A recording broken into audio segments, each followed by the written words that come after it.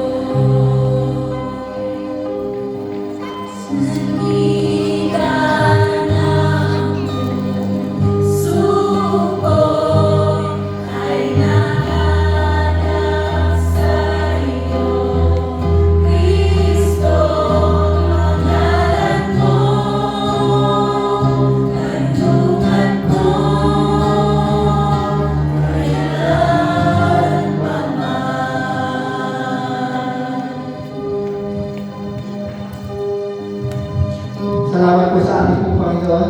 Ako po si Brother Alan Kalingasa. Nagbibigay po ng kapulayan po sa ating pong Panginoon. Tunay nga na napakabuti niya. Lalo-lalo po nung ako po ay nasa Dubai, nakaranas po ako ng isa po malaking aksidente sa amin po sinasakyan. Nakikita niyo po ang picture na yan. Nandiyan po ako sa unahan ng sasakyan na yan, ng bus na yan. At tunay nga po na napakabuti ng Panginoon. Kasi yung time po na nabanggayan sa sasakyan po, andun po na iniangat po ako ng Panginoon sa air. At hindi po sa aming katawan na ano po yung malakas na impact ng aksidente, kundi na wala po yung impact sa akin po sarili, sa aking buhay, at lalo po na iniligtas po ako ng Panginoon.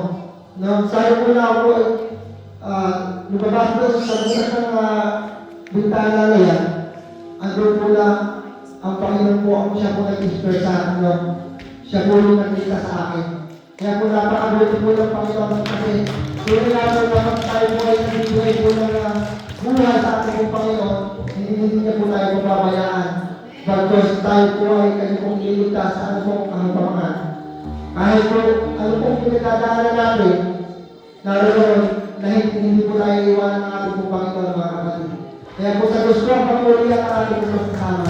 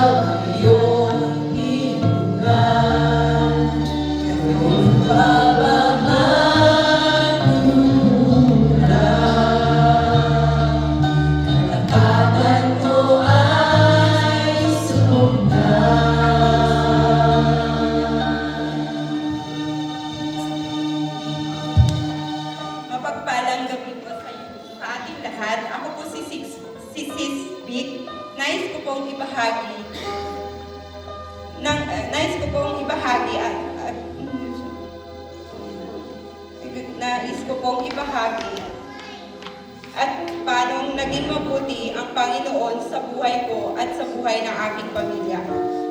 Noong una, hindi pa ako nagkakaloob ng aking ikapu. Kung ano lang yung gusto kong ibigay ay sapat na. Hanggang sa may isang kapatiran na nagbahagi ng kanyang panotoo na maging ang anak niya ay nagkakaloob din. Kaya hanggang sa pag-uwi namin sa bahay, maging sa trabaho, ito po ay gumugulo sa isip ko. Kung ang bata nga nakakapagbigay, kahit allowance lang po siya meron, bakit ako trabaho, hindi man lang kayang ipagkaloob ng ikapo. Nung nagsimula na po na magkaloob ako, nung ako ay nagsimula na magkaloob, doon ko po naranasan ang pagkilos ng Panginoon sa buhay ko. Subalit, may mga pagkakataon din na sinubok ako ng Panginoon. Sinubok ang aking pananampalataya. Itong taon din po, dalawang mahalagang tao ang nawala sa akin.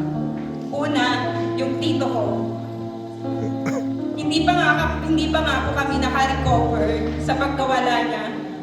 Nawala naman po ang aking tatay.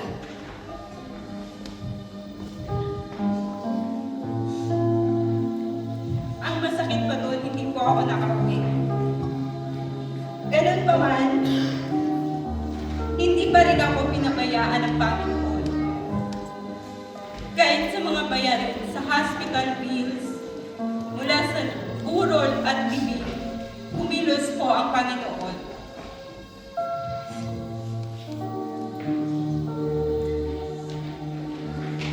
May mga tao po siyang ginamit para matugunan at matustusan ang kailangan namin na hindi po namin inaasahan. At may isa din po akong kaibigan na sa Paris. Alam ko po, si Lord din po ang nag-touch ng heart niya. Nag-send po siya ng 400 euro na hindi ko po inaasahan na sabi niya po, ito po ay tulong at hindi ko na kailangan bayaran.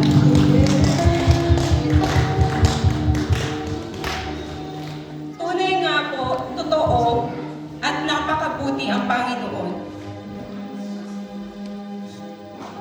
Kapag tayo po ay nagtitiwala at sumasampalataya po sa Kanya ng taos puso, sa Diyos po ang papurit pasasalamat.